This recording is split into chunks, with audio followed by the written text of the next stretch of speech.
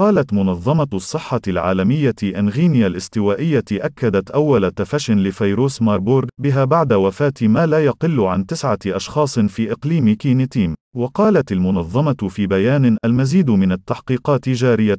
تم نشر فرق متقدمة في المناطق المتضررة لتتبع المخالطين والعزل وتقديم الرعاية الطبية للأشخاص الذين تظهر عليهم أعراض المرض. وأضافت أنه تم حتى الآن تسجيل 9 وفيات و16 حالة مشتبه بها ظهرت عليها أعراض تشمل ارتفاع درجة الحرارة، الإعياء، القيء المدمم، الإسهال. ويعتبر الفيروس شديد الخطورة. صنفته منظمة الصحة العالمية من مجموعة المخاطرة الممرضة والتي تتطلب المستوى الرابع من مكافئ الاحتواء. ويمكن أن ينتقل الفيروس عبر أحد أنواع خفافيش الفاكهة أو يمكن أن ينتقل بين الأفراد عبر سوائل الجسم من خلال الجنس غير الآمن والجلد المتشقق.